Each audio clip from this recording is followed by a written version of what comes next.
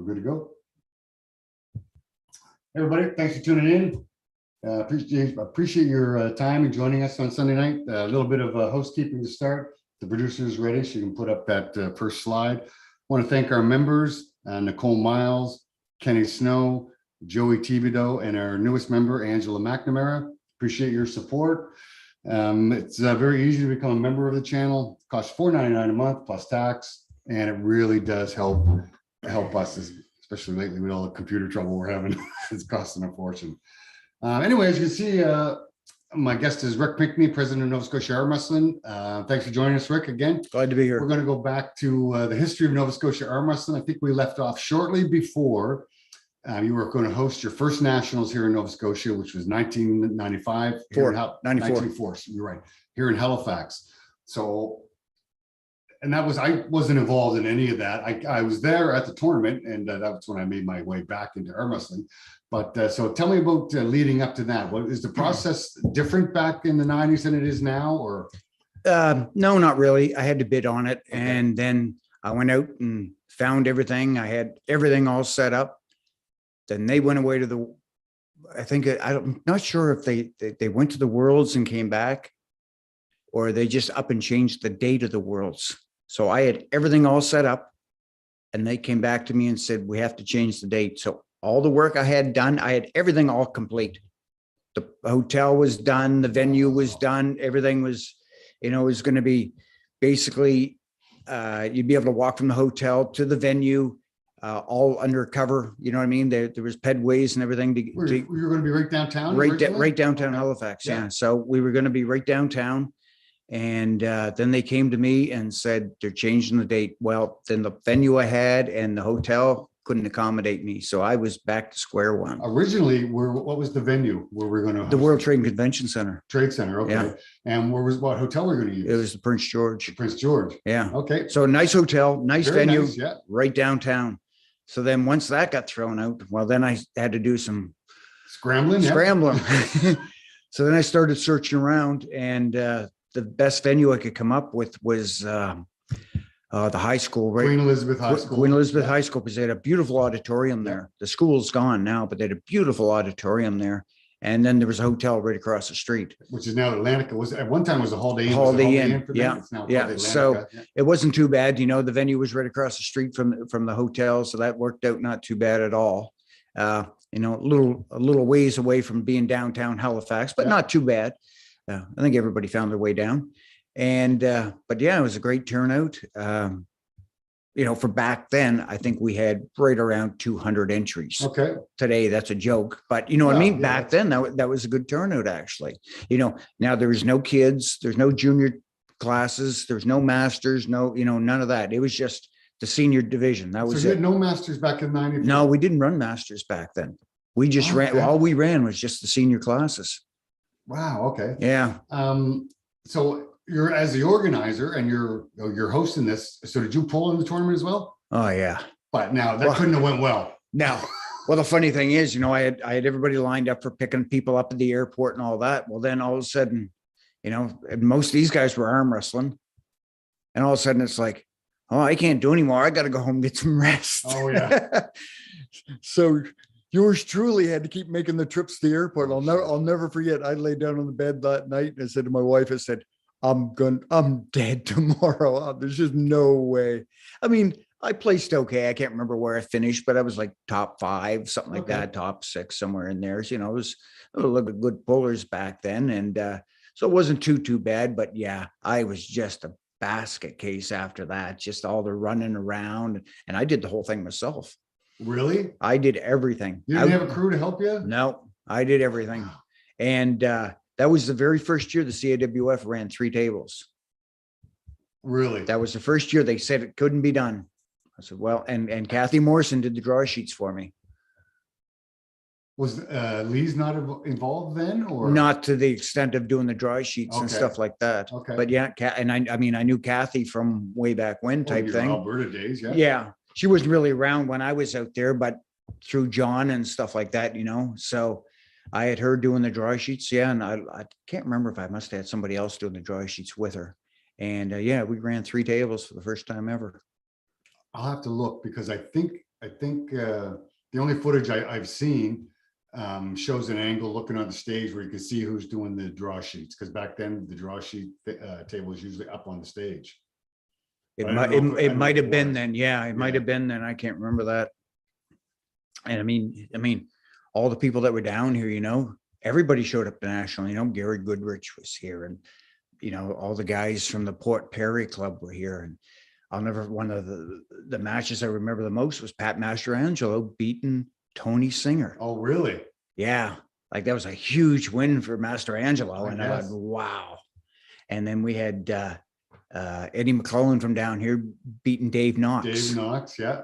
I had to give him some advice on how to beat Dave Knox in the final. He had to come back off the B side and beat him twice. And then we had, I'm trying to think who else. I think we had Heather Ives won. Okay. She was a great puller from Nova Scotia back then.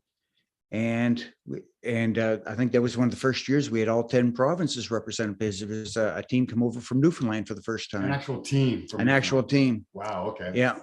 No, I don't think any of them did anything. Oh, still. Yeah. It was, I think the first year we had all 10 provinces represented. That's interesting in itself, because from when I first got into it in '85, we didn't see any Newfoundlanders. No, Unless they were transplanted out west or unless they something. unless they moved out west or Ontario or someplace, and then they started arm wrestling. But yeah, we never ever had, anybody really come from Newfoundland to a tournament. No, because after you formed Nova Scotia Armwrestling, I remember the story of you and Silvio Bork going over to Newfoundland to compete in a tournament over there, right? Yeah. Silvio calls me up one night and he goes, "You want to go to a tournament in Newfoundland?" And I'd never been to Newfoundland before. People think Newfoundland, Nova Scotia, Newfoundland's right close. Yeah. It's not that It's not close. close. So I said, "Yeah, sure. When do you want to go?" He says, "This weekend." And this is probably on a Monday or Tuesday type thing. I said, "Okay." So I met him on probably Friday.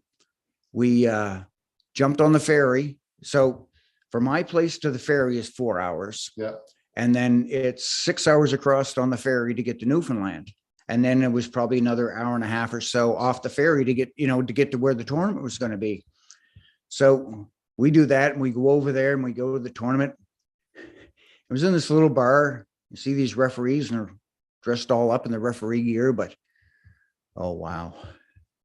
Wasn't good. It was not bad. And it was single, and it wasn't even a single elimination. It was single fault and you're out. Oh, really? Yeah. Because and there was just two classes. So Silvio went in the light class and I went in the open class. And I was cruising right along pretty good. And Silvio ended up winning his class. And then I got an elbow foul. So that put me out of the tournament. And the funny thing is, I didn't actually elbow foul. I was just, as I was pinning the guy, my elbow lifted off as I was riding on my forearm. Yeah. The announcer called the foul before the referee did.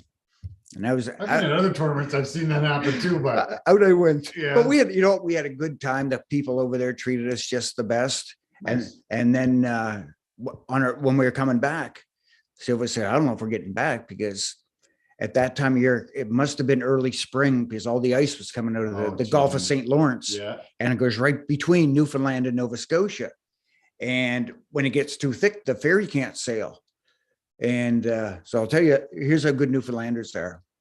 And the guy goes, and Silvio's telling me this, and the guy from Newfoundland was there. He says, "No worries, bye." He says, "The house is open. Just go up and crash out. I won't be home till later on, but go up and crash out whenever you want. The house is open." We just met this guy half an hour ago, but just, the kind of good people they are over there.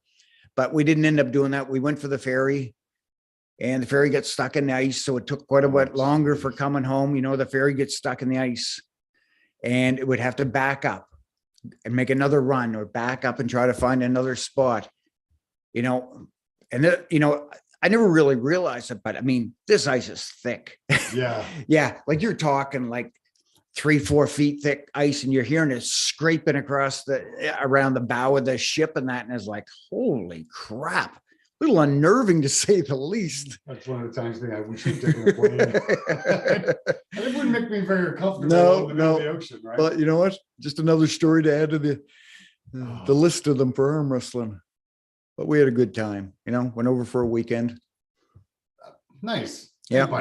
But the rules just sounded dicey, but or were they unhappy that you guys were coming in and winning? I don't know. But and one of the guys said, I'll never forget, one of the guys said to me, I wish I knew what year this was. The guy said to me, well, you know, if you need referees for your nationals or whatever, yeah, I'll be sure not to call you. don't call me, I'll call you type thing.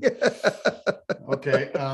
So you're hosting nationals in '94. You're happy with how that Yeah. went off? Oh yeah. Everything went off. Just being a spectator, I was there for the day just watching, and the tournament seemed to go off without a hitch. Yeah. No, we didn't have any issues that I remember. No, whatsoever. Ran off pretty good. Yeah. You had a food truck or two go Yeah. to the parking lot outside Yeah. the QH Yeah, auditorium. because there's really, and that was one of the problems with having it where it was. There wasn't any real good restaurants unless you walked up the street a ways up Yeah. Quinpo Road.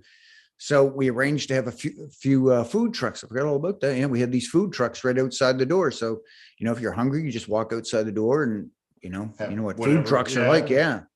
So But you guys were selling sports drinks or something. I just remember them making announcements that okay, probably. Scotia Armwrestling was selling Yeah. bottles of water or bottles of Gatorade or Powerade or something. Yeah. I don't know what else you guys were selling there, but Yeah. And that was in 94. yeah. And here's another fun part of it too, is lining up the referees, because I was thinking it was referee in chief at that point.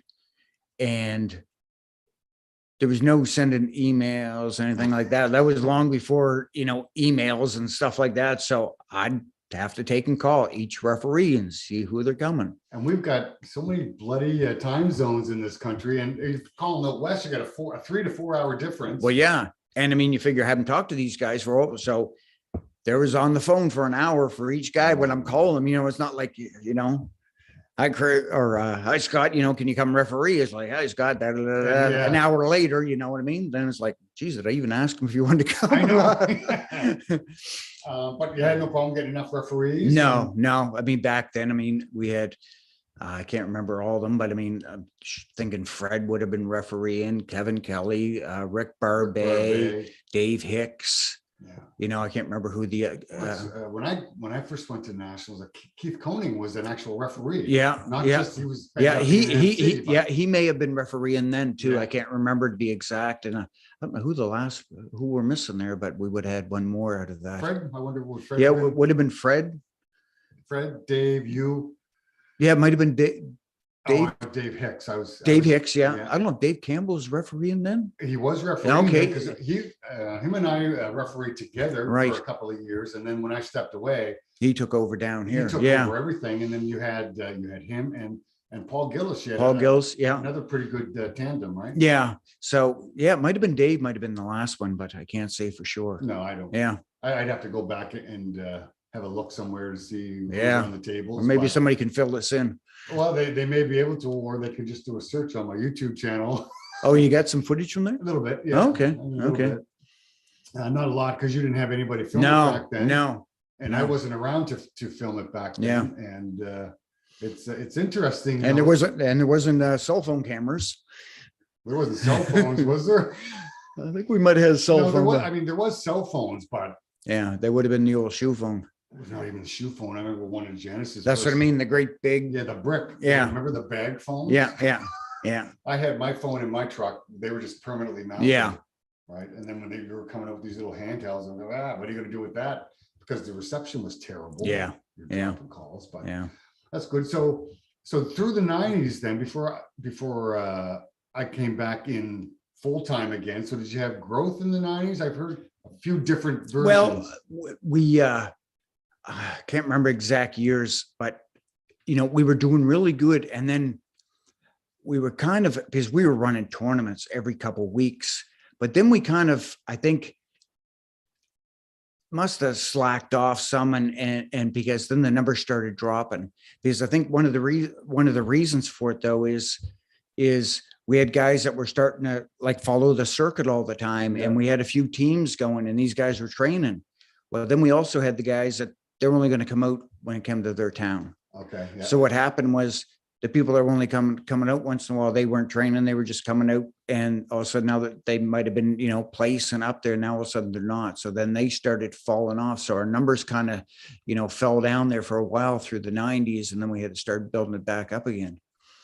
Because I'd heard a story that one particular year at provincials, you just had an atrocious tournament. It was like 15 or 16 pullers. That was it. Oh, that was horrible. Yeah. I can't remember what year. I that only might have been 10 or so years ago. Things were, and we made a lot of we made a bunch of changes and, you know, tried to get things going. And because, yeah, we had a few miserable years in there. That's, Yeah. And you know, people drop off for whatever reasons. And well, and one of the problems is too, is, you know, things weren't going real well economically down here. So a lot of people were moving away, and we were losing arm wrestlers left, right, and center that were just moving away. Well, you know, yourself, you left because there was no work down here. Yeah. In the 80s. Yeah. I left in the 80s, and then the 90s, it kind of hit the same thing. And I mean, and a lot of those people were the people that were helping me run the tournaments and stuff. And then they started moving away, and it's like, holy crap. I suppose, though, I don't know how much help I was, but I did help up until I had to step away because of starting a family. Yeah. But, I mean, there was times when I went to a tournament and I did everything. I was doing draw sheets, announcing, refereeing. I have video of you. You're the only one refereeing at the table. Oh, yeah. So you run over and you write down the names, call them. Yeah.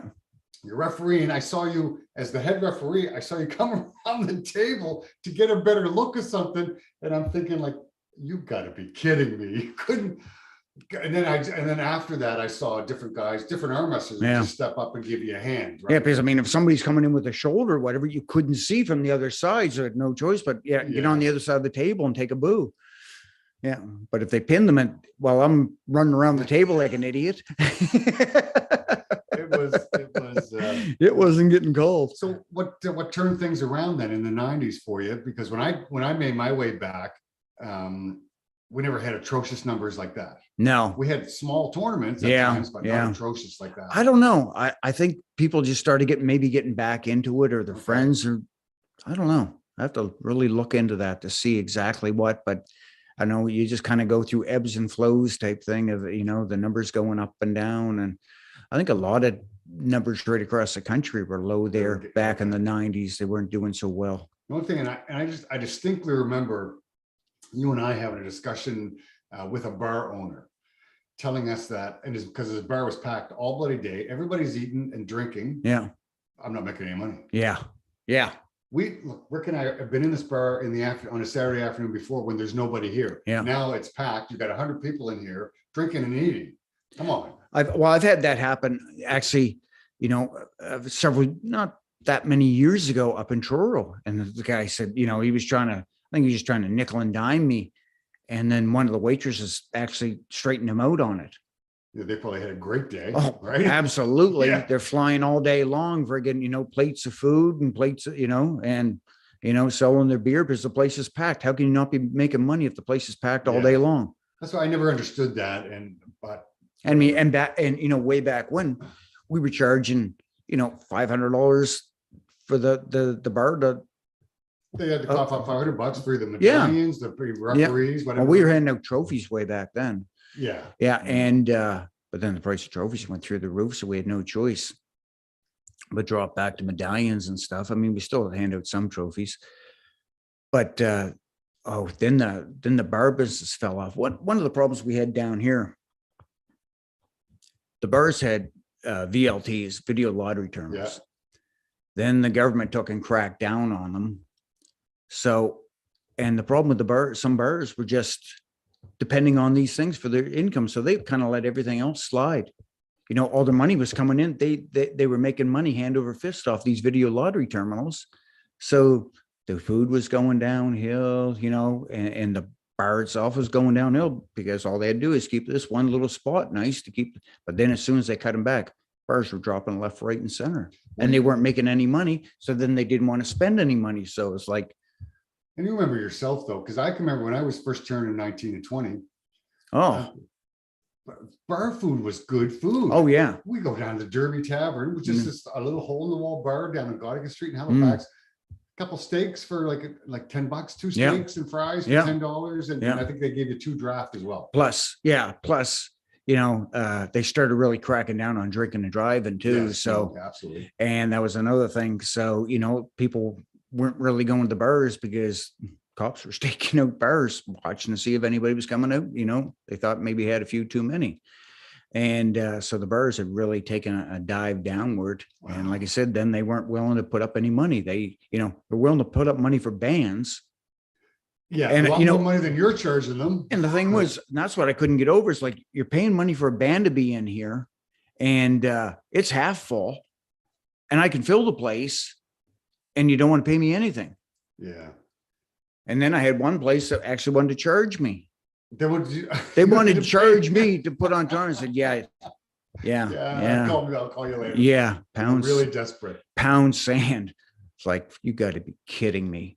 But Charge. outside of provincials, that's where most of the tournaments way back in the day were. Yeah. We were going to bars all the time. Yeah. Even our provincials It and was at that. a beer garden, but we were doing that at Yeah. Shore exhibition. We did a churro exhibition. Exhibition, up there, yeah. Yeah. Yeah. And lost my train of thought. And the main reason we were doing that is they were willing to pay. Yes. And once they stopped willing to pay, then we started finding other places to put tournaments on. Like now we do it in halls and stuff like that. Yeah, like we were just at a tournament on the weekend. And a social club. And a social club, Michelin Social Club. Great little venue Yeah. for us to have a tournament. Yeah. They have a bar side. You can Yeah. go over, sit, and have some finger foods. And then they've got like a hall side of it. Yeah. Yeah. And it's a great little hall for Yeah. what we need. Oh, absolutely. Right. And Absolutely. we have another one in Truro. Give them a shout out. Yeah. The Horseman's Club in Truro. Yeah. Same Um, thing. They've got one section where, you shoot pool and drink beer, and then they get the other And we have section. that hall. Yeah. And it's another great It's a venue great there. little venue I there. don't know who turned us on to that. Might have been Kenny Snow. I think it was Kenny Snow. Yeah, you think you would have known about that? We were I know. was racing out of there. Yeah, I but know. I think it And was I'd Kenny been Snow. and I'd been in the place. Oh, And just so okay. you just don't think of those No, things. that's right. Yeah. And I mean, not that they're paying you money, but it doesn't cost you a fortune to get up there. for No, a it's tournament. dirt cheap. Right, Yeah, so- it's dirt cheap. I rent that hall out. Plus it looks better too. You're not in a bar type thing when you're bringing kids in and stuff like that. So Well, no, for me, and I know just they're going to just call me a prude or whatever. I don't want my 6 or 7-year-old kid in a bar with a whole bunch of grown people drinking all damn day. yeah, Now, not all the arm wrestlers are drinking all day.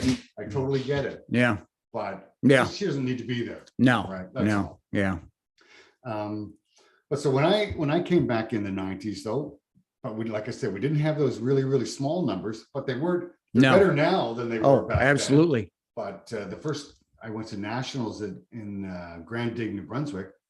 That was a good sized tournament. Yeah, And yeah. Silvio put that one on. Yeah, he did, look, and did a great job, except, and I'm not bad mouth Silvio here, but in Grand Dig, there wasn't one hotel. No, So we were at, like, spread out 4 all over. different We were hotels. spread out all over the friggin' county. Yeah. And that was that was kind of a bad, That was but the only bad thing I could say. yeah, but I mean, he had it in a gym. There was bleachers there. The place was Yeah. packed, It was a great Grand Dig tour- high school. and it was a great tournament. Yeah. Yeah. Absolutely. Again, everybody came for the nationals. Yeah, they did. If my memory serves correctly. So you presented Silvio with the John Miastic Award, Okay. and Mark Stevens was Arm Wrestler of the Year in Canada, Okay. right? And was that a point-based system Yeah, back then? Is Yeah. that- 'cause Yeah. we don't do that anymore. No, we don't do it. It was just getting too tough to try to, do You're it. going to pick out somebody. And, Well, yeah, I mean, it went on points. So if you ran all kinds of tournaments type thing, and another province didn't, well, chances are you're building up Yeah, points. so you might not be better than me, but you've competed more and placed more. yeah, and that's what it came down to. So that that kind of went by the wayside. So like you though, so that was Silvio's first hosting job for the national. That was like 99. Okay. 99 when he hosted. And then after that, New Brunswick, Nova Scotia, and PEI got together and we created Team Atlantic. Yeah. We're all such small provinces. Oh yeah, and that was another thing too. Like when you go back in the 90s, New Brunswick only had a couple of pullers. Yeah. Very few. There was Silvio, Edward, and well, it would have been Joyce. I think Joyce was pull. I can't remember when she first started pulling. I don't remember either. I'd have to look. But that there might up. have been the odd guy that would have came around too. But there was very few that would actually come to Nova Scotia for tournaments. Yeah. So that made a big difference too. Because I mean, between the Nova Scotia, New Brunswick, and PEI, we're less than 2 million people. Yeah, absolutely. So PEI hardly held any events. no, Just yeah. a Well, couple. we used to go over and You ran their provincial. ran their provincials, and that was and all I did was go over and either refereed and did the draw sheets type thing, because the PEI championships that was owned by Okay. a community in Eastern PEI. And they, even though when they stopped running it, they still didn't want to give up that name. And they probably paid for the ownership of that name. So Yeah, no but one else could do it. Yeah. And it's, I mean, it's not very much money to take and do No. it, but still they keep paying it every year. Then you can't get it from them. Well, because when you formed Nova Scotia Armwrestling Association, you got Nova Scotia Armwrestling Championships, right? The provincials. Well, as soon as you register Nova Scotia Armwrestling Association, the championships kind of comes with it. You can't turn around and put on Nova Scotia Arm Wrestling Championships because I own the name Nova Scotia Arm Wrestling. But didn't at the same Not time, me, but the No, association does. Yeah. But you acting as Nova Scotia. Yeah. You also bought the Atlantic Canadian Atlantic Canadian name Championships. anyway, right? Yeah. Yeah. Yeah. So nobody else could put on, because when I first came back here, there was a wrestling promoter. Yeah. Al Zink used to do International Championship chip Wrestling. Yeah. And he had seen John Miazdik. I don't know if we went over this last time, but he saw John Miazzik saying how fast arm wrestling's grown. We thought, and all he saw was dollar signs. John Miazzik was a great salesman for arm wrestling. He really, really was. Without a doubt. An unbelievable promoter, because it didn't matter what he was doing. He was always promoting. Yeah. Always. And he could talk anybody into getting in a Yeah. tournament. He'd lay his arm down 4 or 5. Oh, you feel great. Oh, you feel great. But he didn't tournament, get his ass kicked. Of course. Yeah. But so yeah, and that's why I took and registered Atlantic Canadian Arm Wrestling Championships, just to stop anybody else from just coming and grabbing it. So did Al Zink actually do anything? Did he actually hold any tournaments? Oh, I heard he did. Well, I was still living in Alberta then. Oh, okay. And I'd come down and, he was trying to get me to stick around to do this, but I had to fly back. And I heard he put it on. It was just atrocious. He was just picking people out of the audience. Oh, you arm wrestle, you type thing. Oh, no, really? Oh, yeah. Yeah. So he had no referees or no nothing. Oh. So, but hopefully he didn't have any injuries out of that. But yeah, that could have went sideways real quick. Yeah.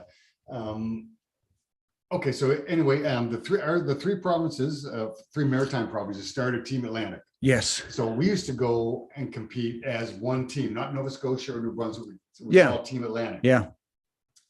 And so I thought that worked pretty good for us. Yeah. Because there's no way, hope in hell that Nova Scotia was ever going to beat Ontario No, or Alberta. We just didn't have the number of pullers. we did though.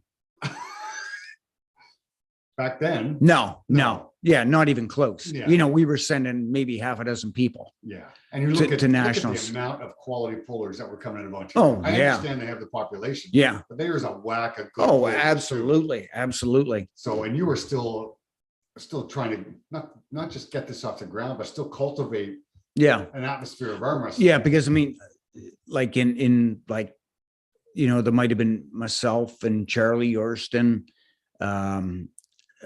Trying to think who else would have went from down here. Cecil Fay, and maybe a couple other guys. Yeah. Back in the early 90s, and more people. So like Rob McNamara went later on, won nationals. Charlie won nationals. Cecil won nationals. Yeah. And then, then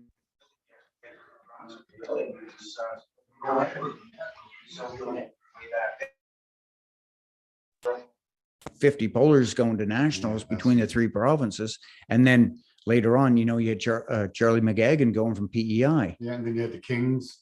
Yeah. Then then the Kings came along, and then things finally started growing a bit. And then we get to Silvio hosting the nationals for the second time. And Silvio and I had a huge argument over this. So he decided to, on his own, without any consultation, just go ahead and order up Team New Brunswick shirts, but didn't tell us anything about it. And then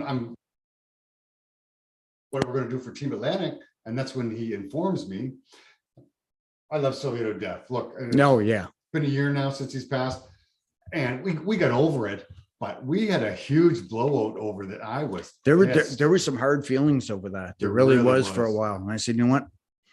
Well, just go our separate ways again. It is what it is. So, and I mean, the reason he did it is because the nationals were in New Brunswick, and he wanted representatives from New Brunswick, not from Atlantic. Sponsors Yeah. wanted Team New Brunswick shirts. So there you go. Yeah. So you know what? He did the right thing for New Brunswick for the tournament. He just could have handled a little bit better. That's all. I mean, to me, oh well. Oh, yeah, look, like I said, we had this huge, I know him and I had this huge argument, and then we get to the Nationals, it's over. Yeah, oh, Right? yeah, Like, yeah. it doesn't matter. I'm not No, hung up on a t-shirt that no. bad. And it's not like, even if we had the three provinces together, we might have come close to winning No, team because trophy. he had a good Yeah. group of guys come out Yeah. that particular time. Well, yeah, I mean, that was 99. Was that 99 or 2003? That was three. We stayed in Moncton and had to drive to Cocan in the arena. Okay. Right. And yeah, because in 2003, there was a lot of good pullers coming there. Mark Stevens and Rob McNamara, Richie King did really well there. 99. That's what, no, it was 99 that where Rob McNamara came out of the weeds. Everyone was expecting Mark Stevens to do, and Rob shocked everybody, and he totally flashed Mark. Yeah. All credit for him. He just stayed in the background, just doing his thing. And I think he lost to Sylvain Perron in the final, maybe. You know what? Or Sylvain might have been, because I remember Mark Stevens going on about Sylvain. Yeah. You're thinking this guy was just the ultimate friggin' arm wrestler, the Sylvain Perron. So yeah, and we had Greg Harnish back then. Greg finished second to Devin. Yeah. And Richie King, I think, finished second to Earl. I mean, I pulled in that tournament, so my draw was Earl Wilson. Yeah. Richie King. Oh, good stuff. Yeah. So it was just a donation of money. That's all that was. But and I think I took second or third there. I can't remember. And that was in 99. And it was a stud back in the day. There was weight class. No, and I'm trying to think who else we were populating up a lot of classes back then. In the finals. Yeah, you've seen a lot, and then of course, then after that was 2003 was in New Brunswick. Yeah, and then I forget what year we went to PEI. We went to PEI way back then too. Yeah, I don't remember the year that. We've been to PEI twice now. Yeah, for nationals. I think 3 times. I don't remember 3 times, but I remember Summerside and I remember Charlottetown. Okay. Yeah. No, there could be another one. And Charlie, if you're watching, you can correct us. If anybody else knows. If he's not fishing. If he's not, I don't even eat fish, so I don't know when fishing season is. Yeah, well, it's always somewhere around Atlantic Canada. Yeah, it's always lobster season somewhere. Yeah, or they fish something else. Yeah, right. Yeah, they're fishing tuna. I know Greg Harnish used to fish tuna at times. Yeah, right. So, okay, so then you didn't host another nationals for years and years and years. Yeah, I went from basically 94 until 2017. 2017. Yeah. So everything was we're all seem to be starting to come back 5 times a week, and I think that's the first time I got rushed into the hospital for my heart. But I remember everything was fine, and then I had to switch over from competing all the time to I started taking pictures for the newsletter that Janice and I created. Yeah, we sent off a dummy copy to you. Yeah, I was just tired of getting these. It was just a typed letter. Yeah, we take and get photocopies. Yeah, right. And we used to mail it out to every member, and if you entered the tournament, you became a member. And so we just kept your email address, and man, that was so then we had to type out. It wasn't email addresses. No, we weren't using them then. It was actual street addresses. Yeah, so we had to take and lick the stamps and lick the envelopes. I mean, you get the little pad there to wipe the envelope on. But man, that's all we did was, and then we got rid of the envelopes. Thought, well, we can just staple these and put them together. Then they didn't. The post office didn't like the staples. Then we had to tape them, and then they still held onto them, and it's like. So then we ended up having to put them in envelopes. Yeah, I can remember paying my daughter and a friend to stuff the envelopes and seal them. And then it was supposed to be, I think, Cecil, and he was going to pay his kids. Yeah, it's not like we paid them $50 or something. Yeah, we're 5 and 6 year old kids. You pay them $5-10. Yeah, right?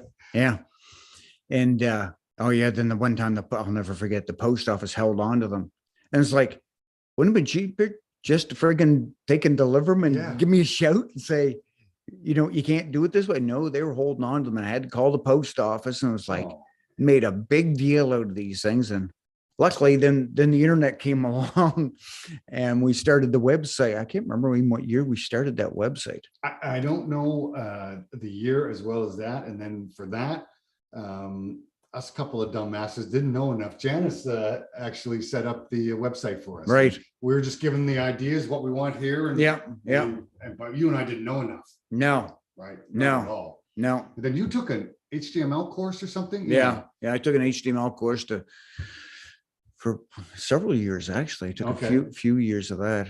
And it's funny, then right after that, then they go, after I do that, I mean, I was doing that for a while, and then all of a sudden, then they come up with all these templates that anybody can use type thing. And so now we get shortly after, and way back then, and people may not believe this, but we had the #1 arm wrestling website in the world. Yeah. We came first on Google. Yeah.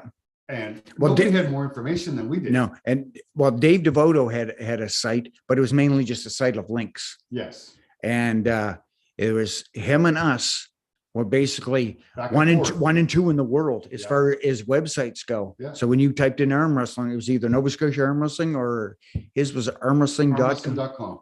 It was either his or ours that would come up first and second every time. And I never got any indication about how big this website was until I started getting a couple of emails trickle in. But then we went to the nationals, and the CAWF executive actually brought it up. Yeah. Right. And I'm just sitting there because I didn't, even now, I have no idea who watches videos and who doesn't. No, I don't no. Right. I got a video with 775,000 views. That's great. I don't know if you've seen it or not. Yeah. I don't know who's watched it. Yeah. Right. It's like, so Lise and Fred are talking about this website that we did, and they're saying, well, we don't know who does it. I said, well, we did it. Right? You guys did that? Yeah. And I can remember getting a message from Joe Gould. I have officially now have website envy. And I'm going, okay, I think we're getting somewhere. Yeah. And that was a really very basic. And the funny thing is, I was trying to, when it first came out, I wanted armwrestling.ca. Yeah. And they wouldn't sell it to me because I wasn't a business. I think Gord Squire ended up getting it. Oh, really? Yeah. I tried to get armwrestling.ca and they would not sell it to me because I wasn't a business. They were non-profit. No, they wouldn't sell it to me. Well, I wonder what Gordon did. I don't know. Set up a company. Yeah, he must have. He did something, Well, but he had Pinnacle Arm. right. Pinnacle Arm Yeah, Wrestling. so he must have registered that, and then that's the way he got it. Yeah. And then we just went with Nova Scotia Arm Wrestling, which was And back then we couldn't even get, because .ca was more Canadian site. Yeah. And we could only get .com. we could only get .com. That's Yeah. right too. I remember that. Yeah, And I can remember. and that's why when you aggravated. look at it, it's Nova Scotia Arm Wrestling.com. Yeah, and we couldn't get anything else. And now going back to Google, I'm going to jump ahead to just this year. I got contacted by the place that hosts our website, and I didn't really notice this because you got the arm wrestling bookmark, but it wasn't a secure site, which means it doesn't have HTTPS in front of the www. So I knew it wasn't, but we don't do any business on the site, so I never really thought any more about it. But then the guy told me, you can't be found on Google or any other search engine because you're not a secure site. So but how were we being found before? well, see, this is something new Okay. in the last few years that Google wouldn't take and recognize sites that weren't secure sites Okay. when you do a search. And it's funny too. And after he did that, I told me that I thought, I'm going to check it. And I said, he's right. He's right. Well, because are you doing business now? Like No. You take online payments for tournaments. Does No, it go through Nova Scotia? no, we don't. Armwrestling.com? No, I was going to, but I didn't. I was going to go through a third party. Oh, okay. So I was going to take and do, but then I started realizing that was going to be a pain in the ass doing it through that because if somebody takes and enters and then they change their mind, or if for some reason the tournament gets canceled because of weather or whatever. COVID. Yeah, then I got to turn around and start then I was going to have to start refunding everybody's money. And then I was like, that was just going to be, so then now we've got a debit machine. Yeah. So we take debit, credit cards, whatever. So when you want me to register online now, right? Yeah. Well, So for provincials and Atlantics. Okay. So where do I send the money to? You don't. I don't. You pay at the tournament. Oh, okay. You pay at the tournament. And like I said, I've got a little debit machine right there that, you can tap and pay your entry fee. So trying to get away from cash. People don't realize when you're a business, and even though we're a nonprofit organization, but it's considered a business. The bank charges you money when you want to take a deposit. And you know what? I'd go to the banking machine. I didn't realize how come I was getting all these friggin' charges from the bank. Well, you know, you're going in with several $100s. You're trying to deposit it in the banking machine because you know, it would take so much. I'm gonna spit a bunch of bills out. Then I would try to do it again. Okay, why don't you just go into the bank? There's a lot of times I would get there when the bank wasn't open. You know what I mean? The bank's not open. So, and if you go use a teller when you're a business, they charge you money. Well, and after we had the nationals in 2017, you know, I forget how many thousands of dollars, I don't know, $18,000, $20,000 I deposited into the bank. And then they turn around and charge me fees on that to put money into the, I mean, I got that wiped out. I knew one of the girls in the bank that I do business with. And I said, you know, what's this all about? I'm giving you money and you're charging me, you know, and it was a couple $100. I mean, it's funny though, the banks want us to be using them. Yeah. But then we have to pay for it. It's not like I'm asking for a loan where you charge me interest and you make money. I understand that. But to deposit my own money? Yep. Yeah. I'm able to take it home. Yeah. Well, then I know you don't want. Yeah. You don't want $1,000 sitting around your house. Well, yeah. Not to mention, you know, then, and most of the stuff I pay for the association is online. You know, everything's online now. You know, you pay for the registration, pay it online. Yeah. You know, you pay the CAWF for our fees, just e-transfer the money. So, you know, everything's done online now. So, which I like.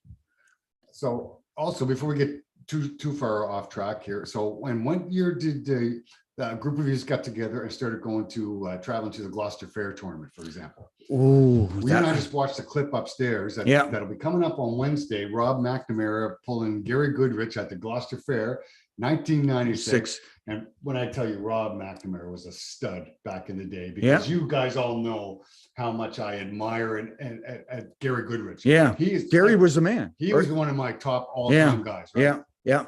So that was 96. So it was probably about 94, 95, probably 95, probably a year after nationals. I'm thinking we probably started going up there, and there was myself and Chris Scott and Lee Terrio and Silvio Bork and it was usually half a dozen of us. Yeah. And I know one year, and we used to drive up.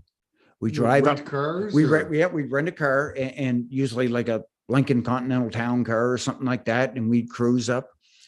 And back then, going through New Brunswick, you had 2-lane road. You know, it didn't have 4 lanes of road going through there. So, you know, so we'd leave late at night. So we'd go through New Brunswick late at night where there wouldn't be so much traffic. However, we'd take the northern route where you had to watch out for the moose. I remember one year we're driving up the road and here's this moose sauntering up the middle of the road. And if you don't know anything about moose, you don't rush a moose. Yeah. And he's just sauntering up the road. So all we did was kept back a couple of 100 feet and just think, come on, get off the road. Please. We got time to make here. And then we drive up, stay the night before, stay like on Friday night, tournament on Saturday, drive back on Sunday. Start heading back. Yeah. And I made the trip, I think, 3 times myself, and we would drive straight back. Oh, yeah. Right. Whoever, a couple of us taking turns driving. Yeah. And then one year, I think we probably had about 5 cars that went up. Yeah, that doesn't surprise me. It was kind of funny too, because we were going through Montreal and and all of a sudden the last guy got lost. Oh God, yeah.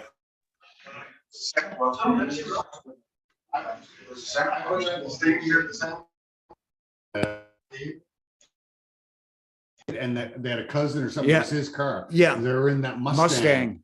Right. The Santa Claus were not little guys. Well, and Stephen was a big man. And he was a huge man. He was in the back seat. And we could tell where they were only because when they hit the bumps. Yeah. And I thought they were smoking. I saw it, but it turned out, and I thought, I didn't realize he's.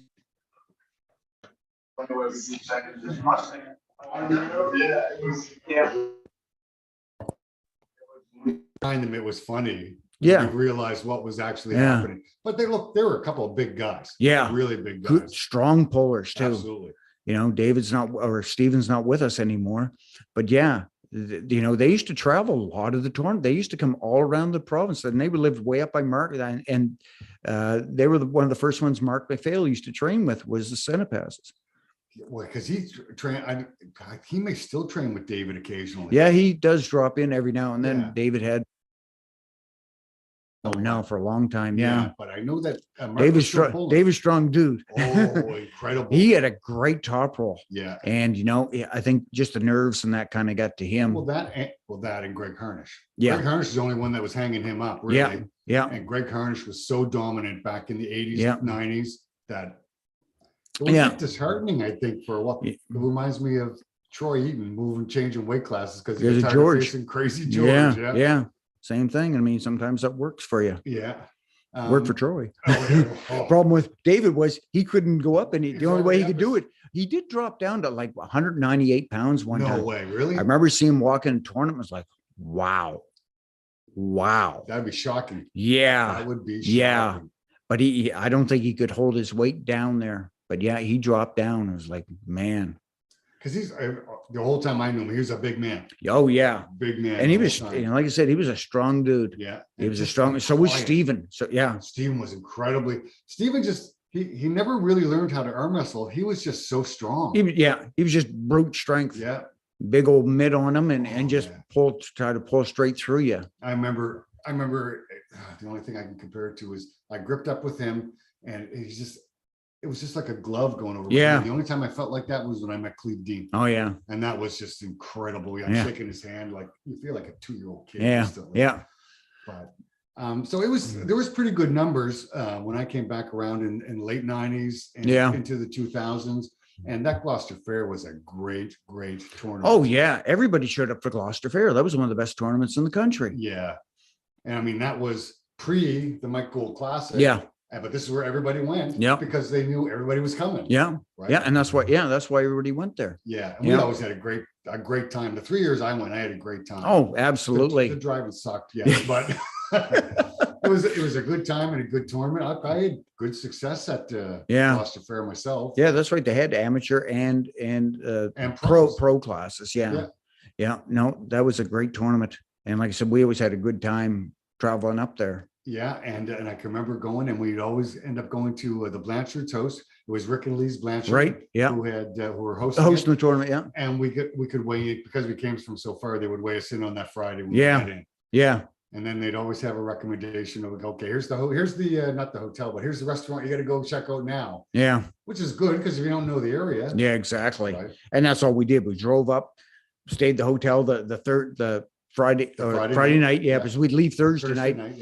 Get there Friday morning, and then we'd hit the hotel.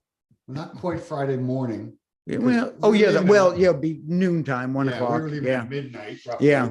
I can remember we drove up and we were meeting up with I think Silvio and Eddie Bork in the McDonald's parking lot. And back then, and that was in Moncton, and there was nothing else around there. No. And now? Yeah. It's crazy. I'll never forget the one time Silvio, we stayed over.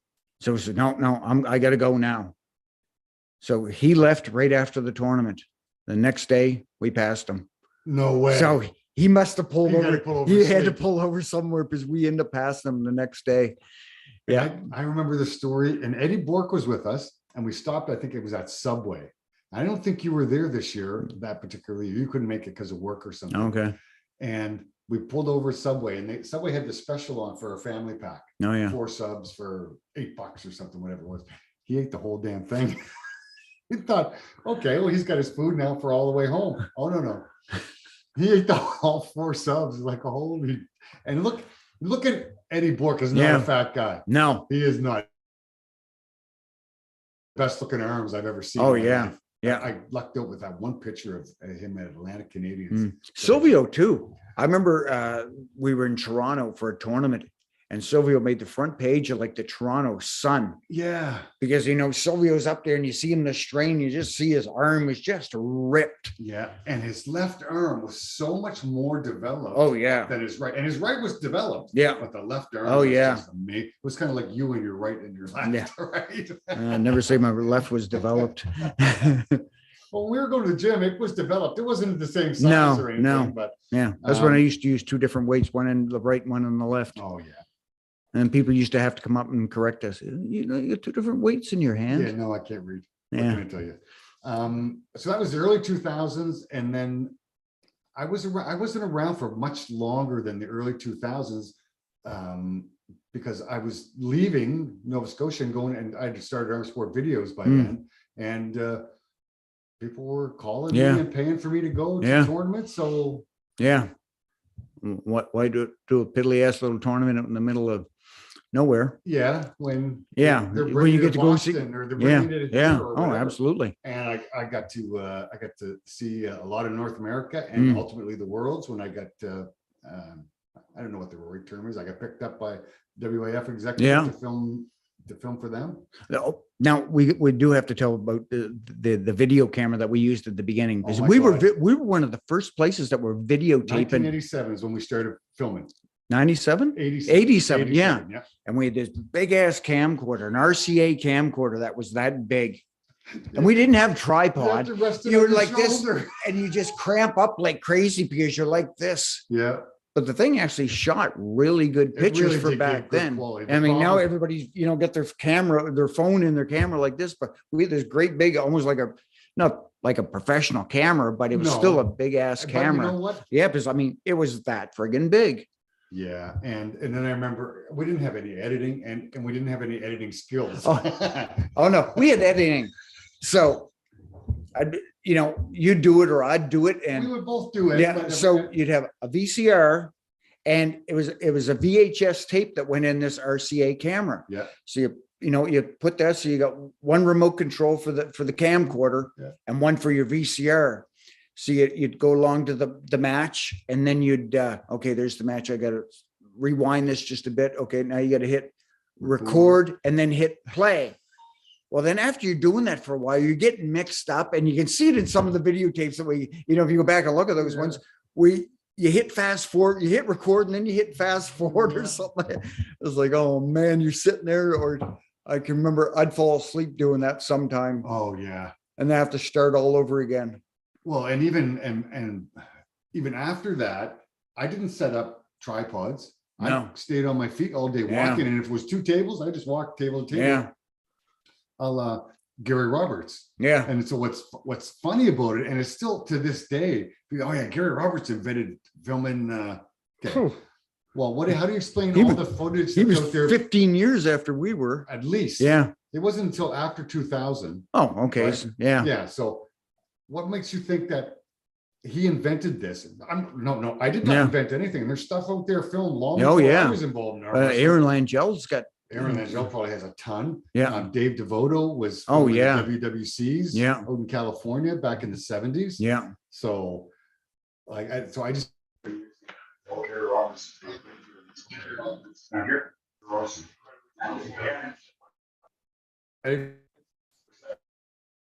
You used to get a little too close to me when I was refereeing, though.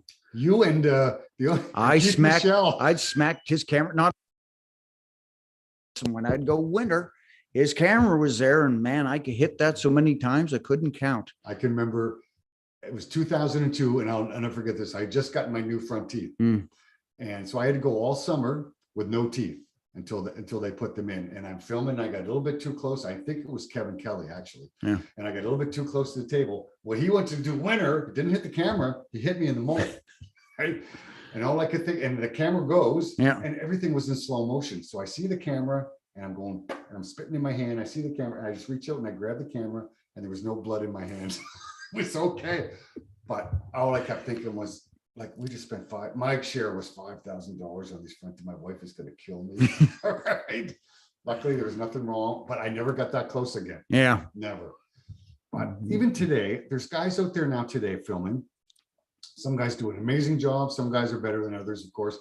Some of them are still way too close to the referees. Yeah. Way too close. I was just down in the States, and it was the crowd that was getting right behind me. Really? Yeah. And they're trying to film. It's like, man, you need to back up, or my hand's going to be swinging, because when you call winner, you call it winner. Absolutely. I know we're starting to get short on time. Any questions at all, Mrs. Producer? No questions at all?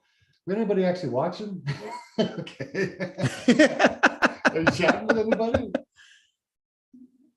No. They just don't want to chat with us. I don't know if Luke Faubert is still around, but you could give a shout out to him. Oh yeah, we should give a shout out to Luke. His daughter had an unfortunate accident yesterday at the tournament. She broke her arm. And I was talking to Luke right before we went on air, and she's doing well. They had to put some plates and pins in her arm. So she's gone through surgery. She went through surgery, and it was her left arm. Yeah. And, it's just one of those unfortunate things that happen. Yeah. Luckily, we haven't had very many in the last number of years. I mean, I think I told you earlier, it's the first one in 5 years. 5 years. Yeah. Yeah. So, but shit happens. Well, yeah, these things happen, and it is very unfortunate. You know what? And, I always say, you could fall down, and break your arm. Well, you can't. Easy enough to do. You can't. I was playing ball one time. I had to play on a mixed league. Girl was backing up. She caught something in the field, fell down, broke her arm. Oh, geez. Oh. So it's too bad. I mean, so that's the major injury we get in arm wrestling. yeah, But everybody you recover from it. yes, you do. You But recover everybody from outside that. of arm wrestling exaggerates it. How dangerous arm wrestling is. Why you think football isn't dangerous? Hockey Yeah. isn't dangerous. Yeah, look at the guys that have committed suicide from too many hits to the head.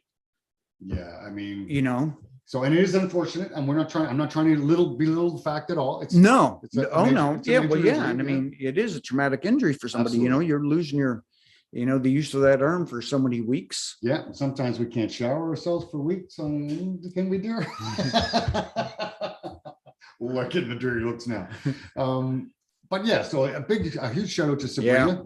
Glad she'll get a full recovery. Yeah, Luke's, according to Luke, so that's good. Good for her. Yeah, yeah. Do you know who the Mad Tinkerer is? The Mad Tinkerer, no. I did ask them. No, you can ask them. Mad Tinkerer, tell us who you are. No, I don't recognize that.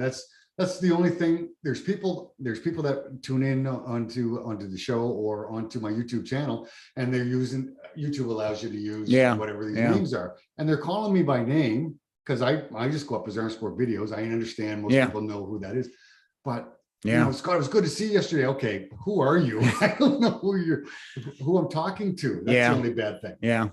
Oh well. Yeah.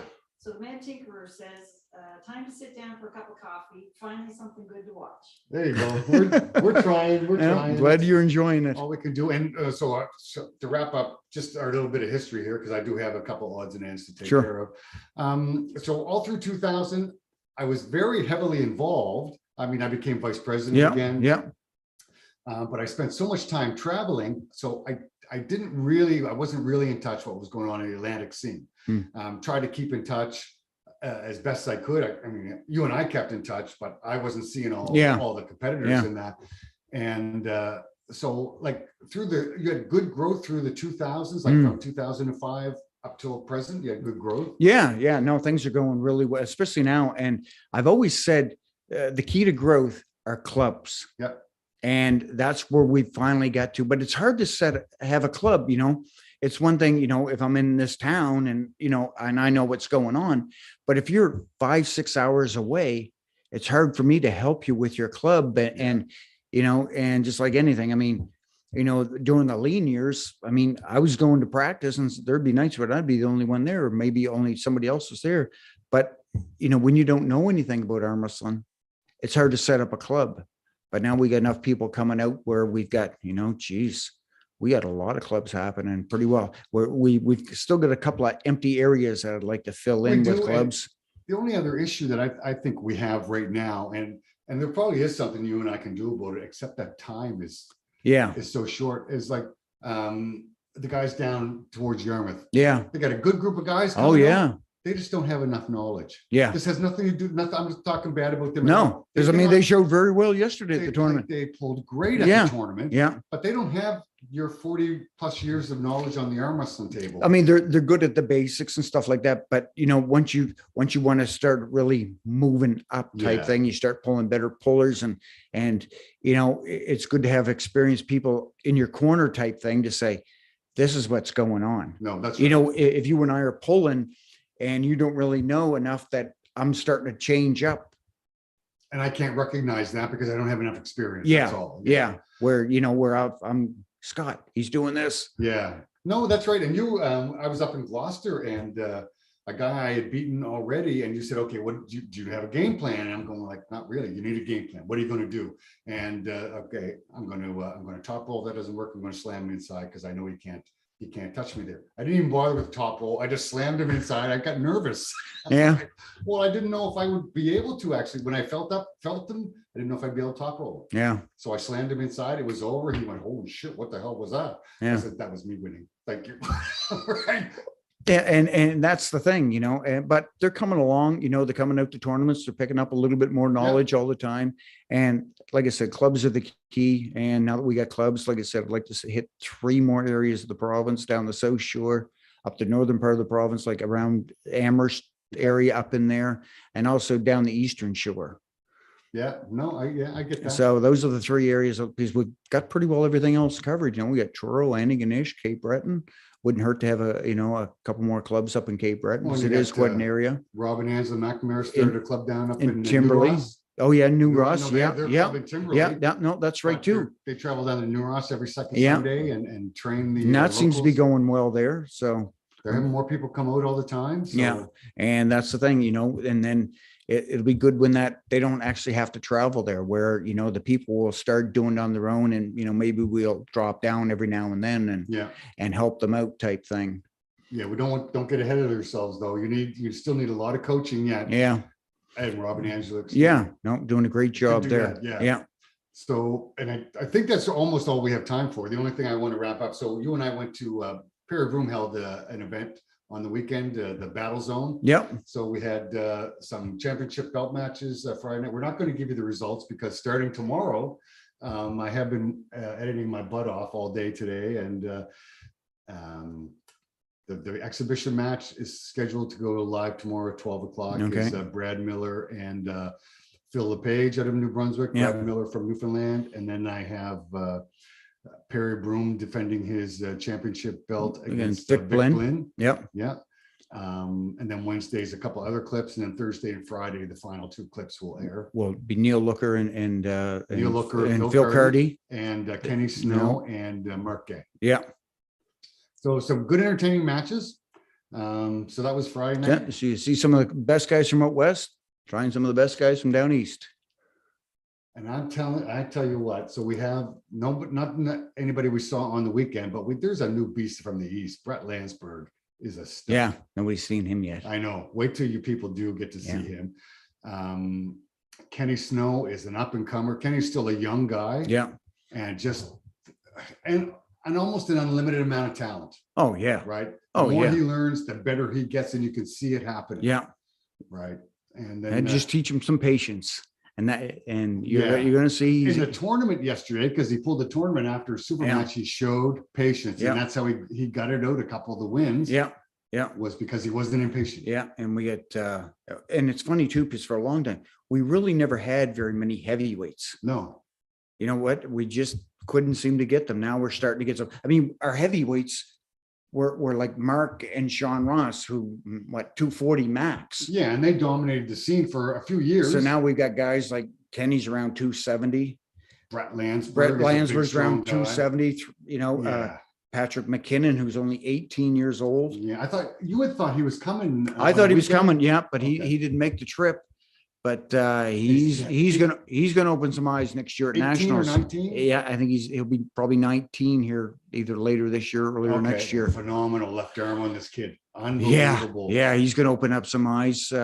You're definitely gonna see some eyes open with Kenny and with Brett Landsberg too. Yeah. You know, our heavyweights, like I said, we haven't had the heavyweights place at Nationals in quite some time. So, you know, in the open division. Yeah. You know, like Sean and Mark have placed in their divisions, but not in the over 242. So yeah, well, right now you've had some serious studs dominating those classes for a few years. Oh, absolutely. Ryan Espy and Earl Wilson and Mike Gould. Oh yeah. You know, Gary Goodrich when Gary was around. Rick Barbe. There was some huge. Garvin Lewis left hand. Yeah. Well, Garvin would clean up everything left hand, and Gary took the right hand. Right?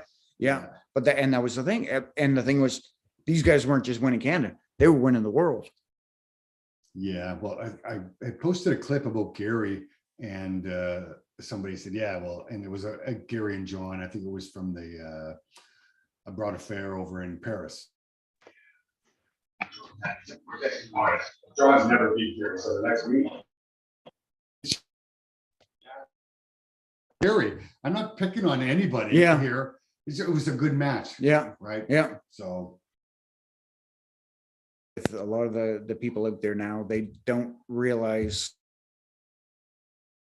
from past. they don't even, I did for the whole calendar year last year, I did every month I did a Legends Yeah. clip and some incredible names, and they didn't get the views that I think they deserved. And this is not me looking to get more views. Yeah, or because I money. mean, you were doing Dave Patton, Dave Hicks, I think you did Fisher, did you? I Or you did had Fisher, Cobra, Leanne Dufresne. Leanne Dufresne. She gets forgotten because I'm not trying to take anything away from this American Puller, because Doc Jones was phenomenal. Yeah. Leanne And Dufresne beat her. Yes. Leanne was amazing. Yeah. Right, like amazing. And then, I mean, Leanne's husband, John Roberts, coming out of that Port Perry club. That whole friggin' club Port Perry was amazing. insane. Yeah. When I was talking about earlier about Nova Scotia, all the Nova Scotia pullers didn't add up the amount of pullers that Port Perry was putting into that. No. Because I mean, you had Mike Gould, you had Pat Mastrangelo, Troy Eaton, Mike Haig, John Roberts, Garth Carlson. Yeah, like Rick Irwin. Yeah, it was. that was just a stacked club. It just was. It's unbelievable. Yeah. The amount of talent in that, Yeah. in that one group, right? But and I got his name written because I didn't want to forget. So I saw somebody yesterday at the tournament that I have not seen since the 80s. Yep. He just turned 74 years old, Tom Dukeshire. Yep. And I went over and sat down and talked to him. Now I understand that I don't look like the same guy that Yeah. he would have remembered when we Yeah. were refereeing. You had hair. Yeah, did I ever? And I was pretty skinny. Right?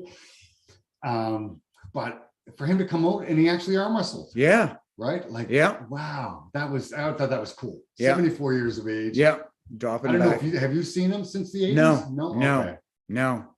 That was But now back then, I mean, he was a strong dude, but he was in there with Greg and like I said, David said.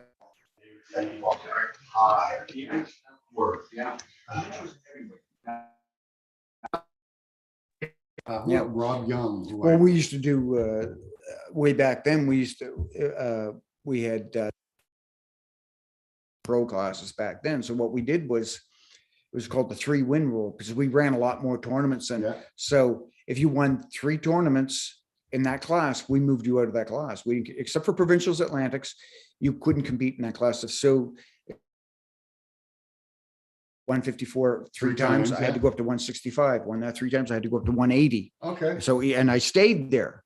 And then I went up to 200. Then after then over the 200, then after that, then we had the Elite 1 and Elite 2 back then. Now we've got an Elite 3.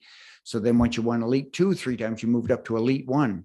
But if you didn't place for so many tournaments, then you could go back down. Drop back. Okay. Now, people like me and Charlie Yorston, we go up to Elite 1, back down to Elite 2, up to Elite 1, back down to Elite 2. Because, you had Greg Harnish and all those guys we weren't beaten. But, and that's one thing that really helped us because I should have mentioned that earlier. And that was one of the, why I kind of touched on it, why people kind of started falling out. And that's why we brought in the elite classes and the 3-win rule. Probably get tired of losing to the same guy over Yeah. and over and over. So right? that's why that 3-win rule come in, just to Yeah. try to help new people come out. Because, if you got all these people in the class, you've got no chance whatsoever. And I'm not trying to say that you invented anything or somebody started this, but you guys started challenge matches, super matches, whatever you want to call them, years before the Travis Bagent Jerry Cataret match. Do you remember that? That match was set up for $10,000 or whatever the prize money was. Vaguely. Okay, it was, and it ended up being just like Travis ended up losing. And somebody else had sponsored him the money or something. Oh, I do remember that now. Yeah. But you guys had started challenge matches for rankings positions or something? Yeah. Well, what we did, we had a ranking tournament and then you had to move up to be the champion. Okay. So if you were ranked 3rd, I was ranked 4th. If I wanted your spot, you could challenge. I'd take and challenge you. Okay. And then we did like a 3 out of 5. Yeah. And so if you couldn't do it, then, and you could only challenge up so many places. Yeah. And it's just interesting. I know that throughout the years, you and I have started things And then other people are saying that they invented this, and I'm not going to argue with anybody over anything. It just doesn't My matter. memory's not good enough to freaking argue. Oh, it just doesn't matter. But I can remember somebody saying that, I don't know who set that match up. Pete Milano, maybe, because he's from the Northeast. Okay. Oh yeah, Pete Milano invented super matches. Well, he didn't invent them. Yeah. Now the modern version came from Pete Milano, Yeah. where people were putting up money and all Yeah. that stuff. You guys weren't putting up money. No. So yes, Pete started that off. I think Christian Binney may have been involved in, Okay. that in the beginning in that. But I always get a kick out of people talking about, oh, so-and-so invented this. We were doing that like 10 years ago. Yeah. I mean, triple.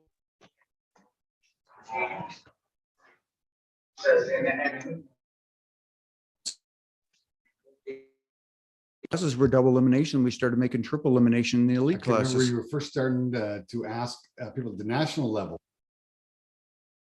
elimination, and I understand why pullers want it. I totally get it. You get more bang for your buck, but and some of the old school guys going, Oh, yeah. that's complete bullshit. Some still do. The camera guy doesn't like it. It's, no, what I mean, it adds to the day. It just Yeah. makes a Oh, much longer day. absolutely. But the thing is, and it was funny too, because after this year, because it was a long day at the Nationals, it was a big ass tournament.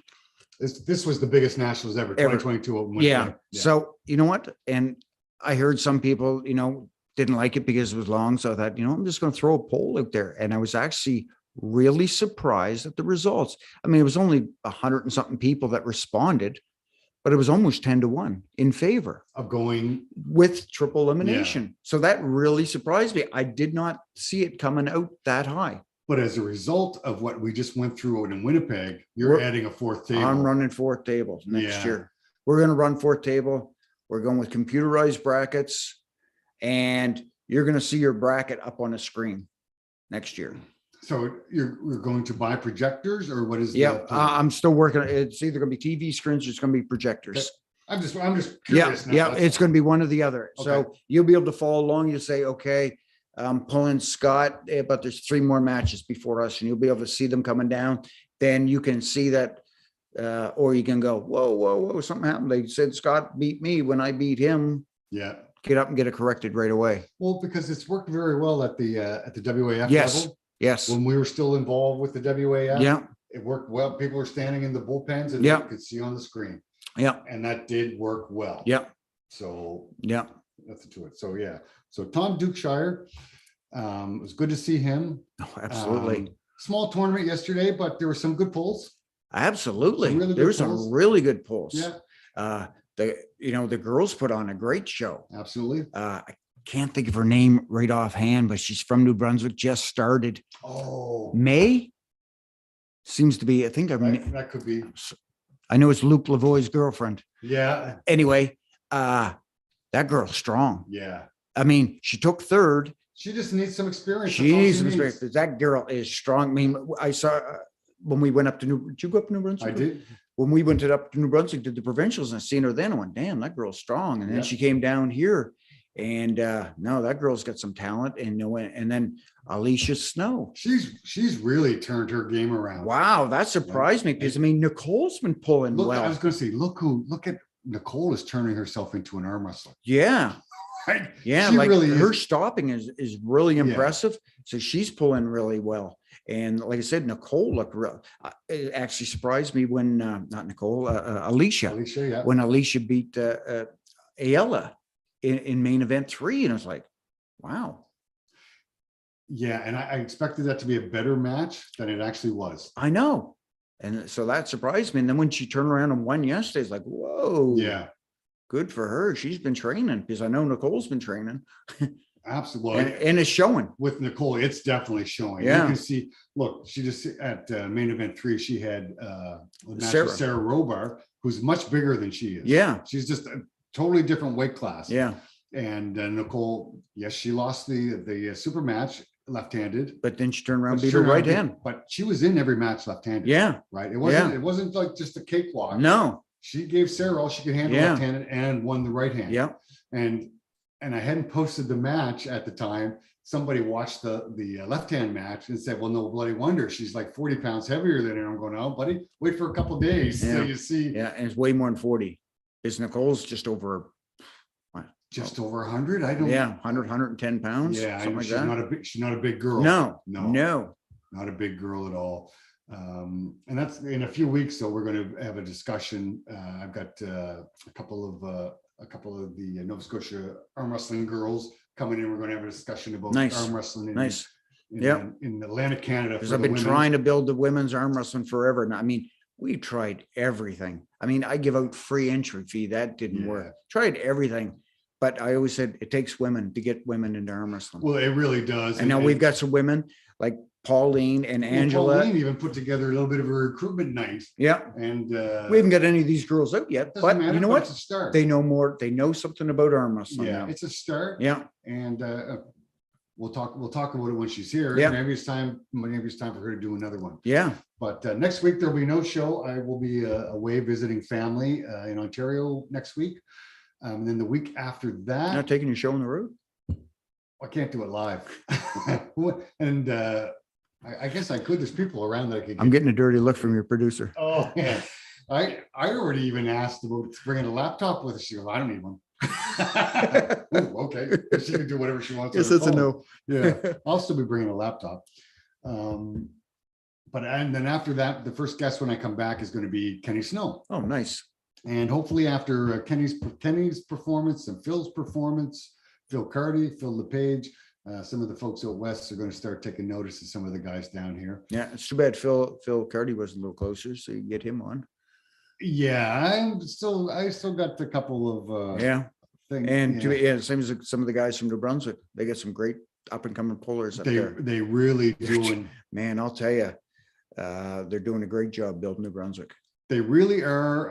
Luke Faubert and Jamie seem to be a pretty good team. Yeah. And Jamie LeBlanc, so I Yeah. should say his last name. And Jamie is a real people person.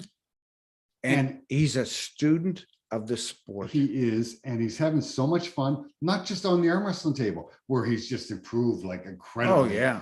But he's having so much fun, even just teaching kids and, Yeah. and spreading the word Yeah. type of thing. Yeah. And he's doing all kinds of, he's hosting practice. He's got into refereeing, Yeah. and his refereeing is looking good. And give him a plug. He just finished second at the Nationals to Joe Absolute- Fox. Because Yeah. there's nobody beating Joe Fox in the weight class. And how long's Jamie been arm wrestling? I Like know. 3 years? Yeah, just Yeah. a few years. And then he had a huge win at the Atlantic Canadian Championships here over Mark McPhail. Yeah. Huge confidence booster for him. He deserves it. Yep. He really deserves it. Yeah. So, and like I said, and then who's beating Joe Fox in that weight class? Nobody. If there is anybody, give me their name. Yeah. Yeah. But there's nobody right now. No. There's people that don't even want to. What's that up to 220? I think that was the class 220. 220. Nobody in Canada's beating Joe under 220. No. If they are, let us know. Give us the name. Yeah, Give us the name so we can see about. We'll see. Somebody- We'll try to some- arrange something. Yeah. Yeah. Right, honestly. I want to see it. Yeah, and then just this past national is the first time I actually met Joe Fox in person. Good guy. Super nice guy. Yep. Yeah. So it's good. And unless you have anything else, that's No, We're already way over. yeah, I think we've gone over by a bit. yeah. So No. thanks for tuning in, folks. We'll see you in 2 weeks with Kenny Snow. But in the meantime, there will still be videos going live every day at noontime Atlantic time. Thanks very much for tuning in, and we'll see you again.